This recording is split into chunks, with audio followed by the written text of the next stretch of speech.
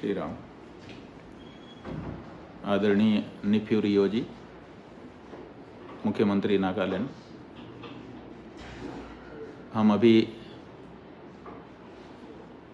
Dimapur airport पर आपके प्रदेश में आए हैं और जैसा कि आपको पहले से ही पता है कि हम ये गौ प्रतिष्ठा ध्वज यात्रा पूरे भारत में निकाल रहे हैं। हमारा उद्देश्य ये है इस यात्रा के निकालने के पीछे कि गाय के बारे में एक राय पूरे देश की बना दी जाए। जहाँ जहाँ अगर किसी तरह की कोई समस्या है तो चर्चा करके उसमें क्या रास्ता निकल सकता है वो रास्ता निकाल करके सबको एक विचार का कर दिया जाए, ताकि ये जो रोज़ की लड़ाई झगड़े पूरे देश में हो रहे हैं ये बंद हो जाएं और लोगों का आपस में मेलजोल हो जाए, अच्छा वातावरण बन जाए। किसी प्रकार की किसी के साथ जोर ज़बरदस्ती करने के लिए हम नहीं निकले हैं, बल्कि उनके साथ बैठ करके संवाद स्थापित करने के लिए, उनकी समस्या सुनने के लिए और अपनी भावना बताने के लिए, और फिर दोनों के बीच में क्या रास्ता निकलेगा इसका रास्ता निकालने के लिए हम निकले हुए हैं।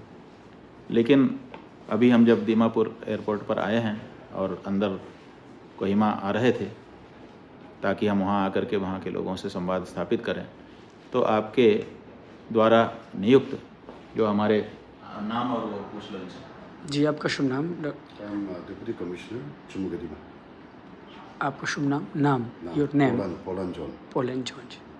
पोलनजोल जी और एसपी साहब साथ में आए और आकर के इन्होंने कहा कि हमारे नागालैंड की सरकार ने हमको नियुक्त किया है कि आपको हम ये बात बता सकें कि हमारे यहाँ कैबिनेट का प्रस्ताव पारित करके आपको नागालैंड में ना आने देने के लिए आदेश जारी कर दिया गया है, तो आप कृपया नागालैंड में प्रवेश मत करिए। तो हमने इनसे पूछा कि ये बताइए कि किस कारण से हमको रोका गया है। तो इन्होंने बताया कि सरकार ऐसा समझती है कि आपके आने से और आपकी इस तरह की यात्रा का आयोजन करने से यहाँ पर अशांति उत्पन्न हो सकती है, यहाँ का जो लॉ एंड ऑर्डर का वातावरण है वो बिगड़ सकता है। तो हमने इनसे पूछा कि ये बताइए कि ये लॉ एंड ऑर्डर तो तब बिगड़ता है जब हमने कोई ऐसी बात कही हो जो यहाँ के निवासियों को अच्छी न लग रही हो, नागालैंड के खिलाफ, नागालैंड की सभ्यता संस्कृति के खिलाफ, नागालैंड के लोगों के खिलाफ, या नागालैंड प्रदेश के खिलाफ, या यहाँ की सरकार के खिलाफ। हमने तो किसी के खिलाफ कोई बात कही नहीं है, किसी के विरुद्ध कुछ भी एक शब्द बोले ही नहीं हैं। फिर हमने इनसे पूछा कि अगर ऐसा कोई रिकॉर्ड आपके पास हो जिसमें हम ऐसा कुछ कहते हों या लिखा हो या पढ़ा हो, कुछ भी आपके पास हो जो नागालैंड के विरुद्ध हमारे द्वारा व्यक्त किया गया हो किसी भी फॉर्म में, तो वो आप हमको रिकॉर्ड पर हो तो दिखा दीजिए। तो इन्होंने कहा ऐसा कुछ हमारे पास उपलब्ध नहीं है। तो हमने कहा जब ऐसा कुछ उपलब्ध ही नहीं है तो फिर किस आधार पर नागालैंड की सरकार हमको यहाँ पर आने से और यहाँ के लोगों से संवाद स्थापित करने से रोक रही है।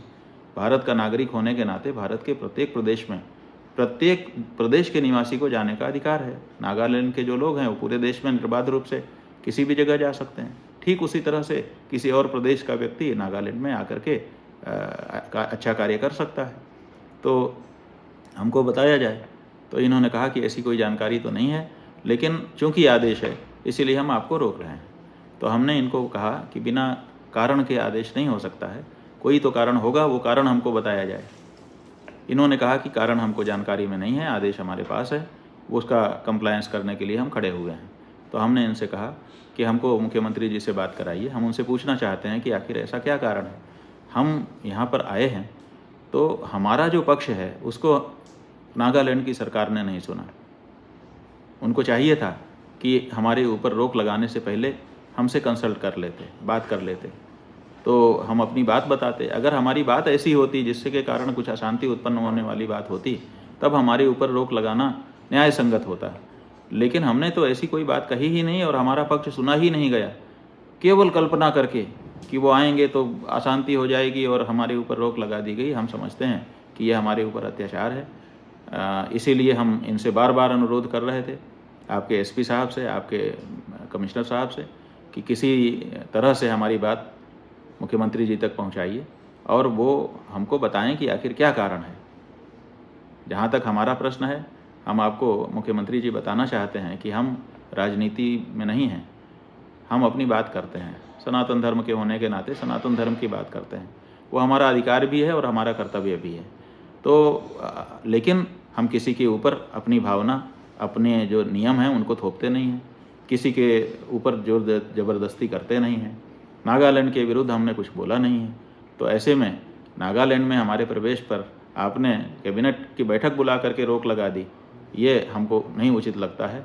तो हम चाहेंगे कि या तो आप हमको कहिए कि आप नागालैंड आओ, ऐसी कोई बात आप उसमें शर्त लगा दीजिए कि ऐसी कोई बात नहीं कहना जिससे अशांति हो जाए, वो तो हमको ठीक लगता है। अगर आप ऐसा प्रस्ताव कुछ पारित करते और हमको सूचित करते कि आइए, आपका स्वागत है, आने में कोई दिक्कत नहीं है, लेकिन ऐसी कोई बात मत करिएगा कि हमारा लॉ एंड ऑर्डर बिगड़ जाए, तब हम आपको समझते कि आप अपने प्रदेश का पक्ष लेकर के सही निर्णय कर रहे हैं। तो आप आगे के लिए या तो हमको कहिए कि आप आओ, शर्त जो आपको लगानी हो लगा दीजिए, और या तो फिर आप हमको कारण बताओ कि आखिर ऐसा क्या कारण है। जब हमने नागालैंड के विरुद्ध कुछ भी ना तो कहा, ना तो किया, ना तो लिखा, ना तो पढ़ा, ना तो सपने में सोचा, तो फिर आपने नागालैंड में हमारे प्रवेश पर क्यों रोक लगा दी। ये हमारे साथ आप अन्याय कर रहे हैं, और आप तो मुख्यमंत्री के पद पर हैं, नागालैंड की जनता ने आपको वहाँ पे बैठाया है। तो सब लोग ये सोचते हैं कि भाई जिम्मेदार पद पर कोई बैठा है तो वो न्याय करेगा। तो आप हमारे साथ अन्याय मत करिए, हमारे साथ न्याय करिए। यही अनुरोध हम करना चाहते हैं। हम चाहते थे कि हम जब तक यहाँ बैठे हैं आपसे हमारी बात हो, लेकिन आपके अधिकारी संकोच कर रहे हैं कि हम कैसे सीधे सीएम साहब को कहें। तो ठीक है, अब उनका अपना संकोच है, हम उनको भी धर्म संकट में नहीं डालना चाहते हैं, इसलिए हम यहाँ से अभी प्रस्थान करेंगे। लेकिन इस आशा से करेंगे कि आप हमको एक हफ्ते के भीतर, एक सप्ताह के भीतर जवाब देंगे। जो भी आपका जवाब होगा उसके आधार पर हम आगे का कार्यक्रम सुनिश्चित करेंगे, और नहीं तो दोबारा आएंगे। ऐसी क्या बात है, किसी को बलपूर्वक नहीं रोका जा सकता। और हम भी जो चाहते हैं कि गौ हत्या रुके, बलपूर्वक नहीं रोकना चाहते हैं, हम तो बैठ करके उसका रास्ता निकालना चाहते हैं। तो ये बल वाला जो रास्ता आप अपना रहे हैं उसको छोड़ दीजिए, प्यार मोहब्बत वाला रास्ता निकालिए। हम बैठे, आप बैठे, यहाँ की जनता बैठे, हम लोग चर्चा करेंगे और देख लीजिएगा कि निष्कर्ष निकल जाएगा। ये गाय का जो मुद्दा है, आपके ऑफिसर ने हमको बताया है कि हम लोग इसको बहुत संवेदनशील मुद्दा मानते हैं। तो हमने उनसे पूछा कि संवेदनशील मुद्दों को क्या बनाए रखना चाहिए कि उनको समाधान उनका ले लेना चाहिए, सॉल्व कर देना चाहिए।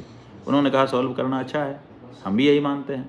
तो अगर कोई संवेदनशील मुद्दा है तो उसको समाधान की तरफ ले जाने में अपने लोग प्रयास करें। हम अपनी तरफ से पूरा आपको सहयोग करने के लिए, यहाँ के लोगों से चर्चा करके रास्ता निकालने के लिए तैयार हैं। हम चाहते हैं कि इस बारे में आप भी पहल करें और आपका इससे यश भी बढ़ेगा।